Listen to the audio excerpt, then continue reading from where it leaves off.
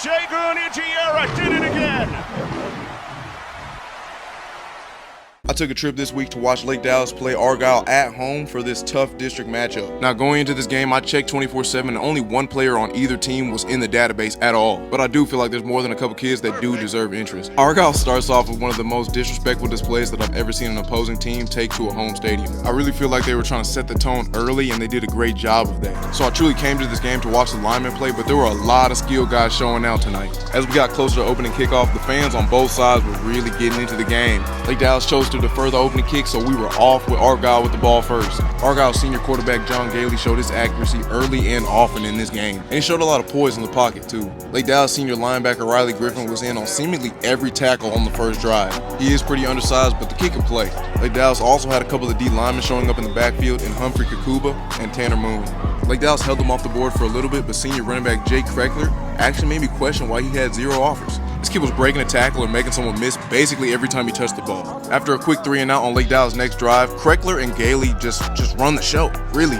They start off the drive with this run by Kreckler, excuse me, up the sideline. After I watched some of these clips back, I had to genuinely go look and see if this kid had any offers, and he really doesn't. Argyle was doing great with their pass protection, and Gailey was sitting in there throwing dots. This was kind of the point in the game where I noticed just how big Argyle's O-line really was. I started taking a look at 73, and I noticed just how big he was with the footwork that he had. Their junior left tackle, Tyler Roberts, comes in at 6'9", 330, and they were more than comfortable to pull him just as much as anyone else. Kreckler would go in for his second score of the night already, and Argyle would take a 14-0 lead on Lake Dallas. On offense for Lake Dallas, there's another guy in Dylan Brockle that I was surprised had 0 offers also. At this point in the season, at 6 games in, he still averages over 10 yards a carry. After this game, in the 5 games that he's played this season, he already has 10 total touchdowns. Lake Dallas will bring it back to a 1-possession game right here on this QB powered by Cade Bordenham. It seemed like Lake Dallas was back in this one, but Argyle came out firing in their next drive. And let me introduce you to junior wide receiver Will Kurziak. This dude was a deep ball threat. After having a perfect 10-for-10 start to the game, John Gailey would actually have a severe leg injury and would leave the game early in the second quarter. This is his senior year and the kid can really play, so I really hope he has the chance to go play somewhere after high school. After Gailey left the game, Argyle brought in sophomore quarterback McGuire Gasperson to finish off the game, and he was actually pretty efficient. Argyle would put up another touchdown right here with this short run, leaving the game at 21-7. Then Argyle's defense would come out and shut down Lake Dallas offense with a quick 3 and out, bringing their offense back on the field. On this 4th down conversion, Gasperson was able to get out of the pocket and get to the 1st down marker, but still, Argyle was held to a field goal on the drive. Argyle was playing some stout defense and they were able to get another 3 and out, getting their offense back on the field. Then, guess who has another big run?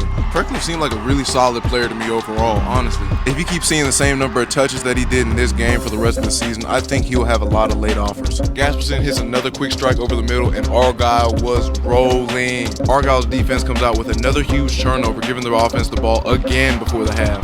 This is probably the biggest hit of the night, but I missed it because I was kind of being scary, I'm not gonna lie, but I'm gonna let y'all hear it. Argyle would take a 31-7 lead into the half, but coming out of the half, Lake Dallas, Dylan Brockle, again, I'm telling you about this guy, man.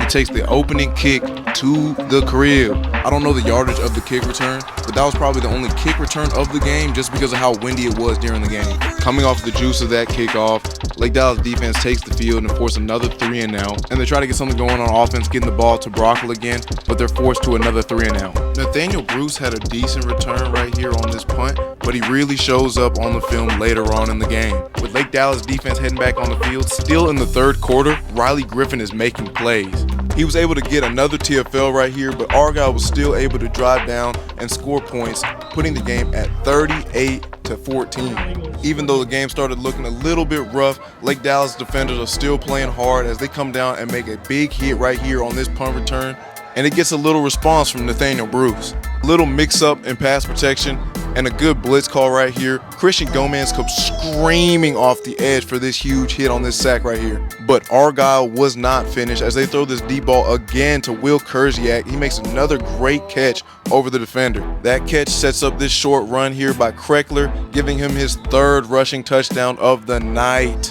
Things went south pretty quickly right here for Lake Dallas as the score goes to 45-14, but Argyle still was not finished. After taking the big hit on the punt return earlier, Nathaniel Bruce comes back with a huge pick six that seals the game for Argyle. After checking the stats after the game, I was surprised to find out that Nathaniel Bruce is actually only a sophomore, so I'm actually pretty intrigued to see what he's going to do with the rest of his career. Lake Dallas would not settle in this one, and they throw this deep ball to Keondae Henry, the 4-star Purdue commit. After that big throw, they kind of let their O-line go to work a little bit. They get a lot of big openings right here for Brocco to run through. Brocco gets good yardage on back-to-back plays, and they finish up the drive with this insane catch right here. They throw the goal line fade up to Keondae Henry in double coverage, and he comes down with it, with the PI. Now that I'm looking at it, I don't really see the PI, but I mean, still it's a great athletic play, and it shows his great hands. After this punt right here, the game will be basically over besides one more big play to Keondae Henry, but Argyle would get the ball back and run the ball out. Obviously, Keondae Henry showed why he's a 4-star athlete, but I think there were a lot of great players on both sides that deserve offers. I may do a follow-up video later on that shows if seniors commit or sign anywhere in the future. This was a solid game right here, and great job by the Argyle Eagles coming in and finishing business. Like and follow for more content like this.